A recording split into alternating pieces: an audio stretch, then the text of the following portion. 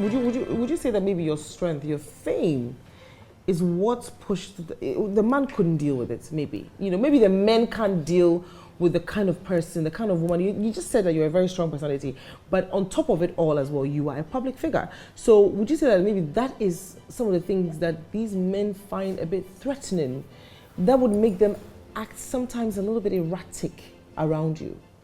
Because again, remember that they've lost control. Exactly, because you see that brings me to the term, very powerful woman. By every sense of the word, you are a very powerful. You're getting it. You're entrepreneurial. You work very hard. Like you're saying, you clothe yourself, put food on the table. You are responsible. I mean, really, if anybody's looking from the outside, it doesn't look like you even need any help, or even need anybody. And not to say that you marry because you want help, but for the companionship. But it has to take a man who can understand you and the fact that you're a very strong woman and you're a public person, and he has to share you with the public to understand that that is what comes with what you're doing, to be able to even live and be happy. Otherwise, then anybody that comes around, unfortunately, will not last, because they don't understand you. Jocelyn, me now, I don't even think I would date somebody who is probably not famous. You would date a famous person? Mm-hmm. Hey, then we have to find Alec Baldwin for you or something. We understand ourselves. We understand our job. Who can? Don't jazzy, sir. Don't jazzy that. Oh, wow. I'm just saying, with the kind of our job, you need a man who is enlightened and strong, strong-minded man.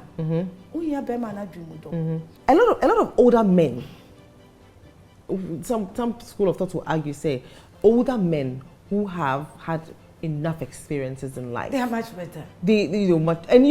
Not necessarily older, but matured men. You see, there are some men who are quite old, and but are not childish. so exactly. So let's say a matured man who would have traveled the world, like you're saying, enlightened.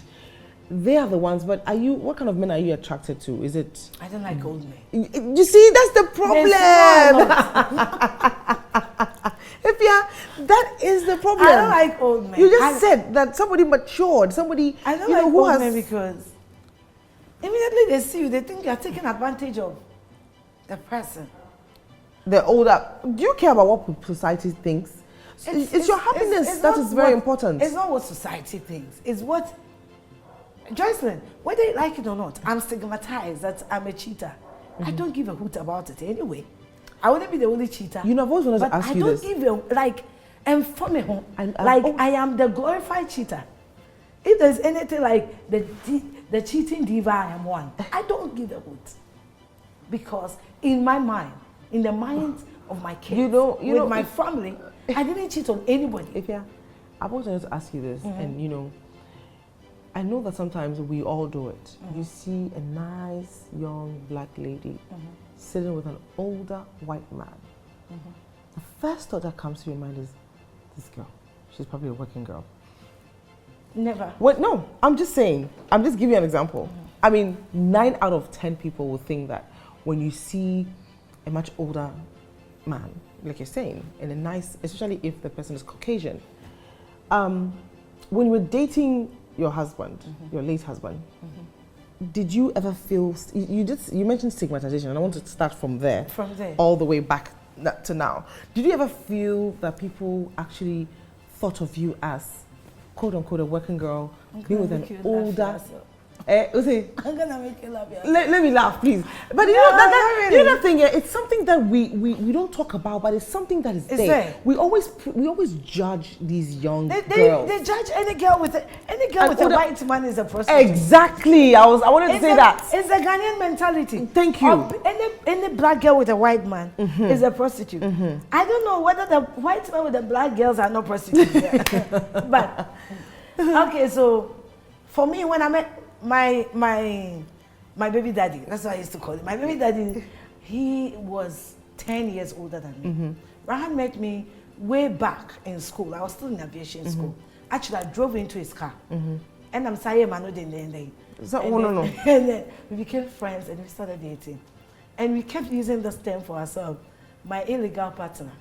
Because, you know, during those times in South Africa, you can't go to the white area and the white come to the... Right. So we were like illegal companions. Right. Because me white and me black. But apart from that, you know... Oh, you're black now. Well, son, I'm white and I'm black. But apart from, you know, the fun of it's illegal to be seen in the white area. I think that even added some spice to the whole thing. It's illegal to see in the white area. It's illegal for white men. Yeah. Sometimes when we be walking on the street and you see a police car, you leave my hand and say, they will arrest you. But apart from that, in South Africa, there's nothing wrong with it. Right. We used to get that all the time when we come home. So I've had an experience in Golden Toilet that my late husband slapped a security. Wow. For disrespecting me. Right. And you know, yes, in this part of our world, in this part of Ghana, stigmatized. It's stigmatized. Okay. Now you did say that you're stigmatized as a cheat because of everything that has happened. When the video, if you're, be very honest with me. I don't care. Wait. I've never cared. Let me land, madam. my love. Land it's me and you here. Yeah. See, when the video came out, right? I mean, I was very upset about it. I was, honestly, right? Now, you seemed like you did not care. I didn't. But wait, no, if you're, if you're, you know, we've had conversations where I keep telling you that, you know, the boys, Pina, you know, sometimes you are the mother. In the privacy, in the quietude, of your bedroom, when all the quote unquote noise dies down and you are alone with your thoughts. With my kids. With your thoughts, just you and your thoughts. Didn't you ever feel a certain way that, hey, you ready? I feel like, damn, girl, oh God, girl, you're a point. I give up. Really? I was like, damn, sure. But you were crying at a point you were crying in the video. I was crying in the video because this is a man who's been hitting me. This is a man who has poured hot water on me. This is a man who has hit my head to And you waited that time during the video to cry? To cry because I thought he was holding acid. What everybody didn't see was my ex-husband was also holding a knife. In that video, at that point in time, I thought I'm gone. I cried because I felt I have failed my children. Not for another man to kill me. Did I believe that he was holding? I said, yes. JOSELYN, if this guy had come with an empty cup and said, wait, make sure you go you don't hit me. You don't do me bad stuff. JOSELYN, if you tell me I'll pour this on you, I said, I'll laugh. Probably I'll laugh till you pour it on me. Yeah. Let me say, I said, but why won't put me? He made an attempt to burn my house 3 times, including the video I showed you. Right. Now with the gas, so the better Jema Shifi, or far bottles. Hey, Charlie, so it means I had anger management issues. Huh? Oh, anger, dear. For me, my ex-husband has been shot twice. And I told the mother this. And the mother felt very offended. But with my aviation education, which I've done a little bit of aviation medicine, I seriously think this dude is got a mental problem. And it's not me throwing a shade or God in heaven knows what I'm saying. I seriously think, and you know when you are short, it comes with trauma. Meanwhile, the Ghanaians living in South Africa, they would rather take the trauma insurance money and chop than see a counselor. So if I seriously think, if you don't think that you're in denial of the fact that Charlie, your naked body was out there, the video was circulating.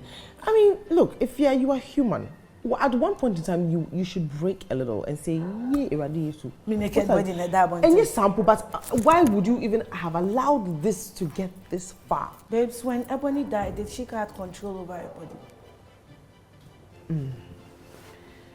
You can't control what people will do to you. You can control how you make it affect you. Okay. When he videoed me, when everything happened, my kids were not with me. I called Monica and I told Monica, the first person I called after the whole incident was our pastor, Apostle Irene Jujemfi. And I told her, Mama, Say. She was disgusted. Then I called Monica. And I told Monica, dear senior, but if I saw them call and it's not playing Mubremi. Because I want to be with my children now. I want them to hear from me before they hear from So Monica was in South Africa at the time? Monica then was in Takoradi. Takoradi, okay. So the boys came, I picked them from the airport. I narrated everything. My brothers were there. Okay. I told them, this dude videoed me naked. The video will be out today, tomorrow, the next day, next year. But a video is coming out that I am naked. Do you care? They said no. I said, thank you. Okay. Whatever that video is accompanied with, you people know the reality on the ground. And I want you people to do this for me. I don't need you to break up. My son was like, Mommy, please. Stay strong. I broke her camp. My son even told me that, but Kim Kardashian will only leak her naked video. Yeah. You can go to hell with it. Yeah. They actually gave me the strength. Yeah. And the morning, he called me in the morning and demanded for $10,000. Otherwise, you leave the video. And I begged him.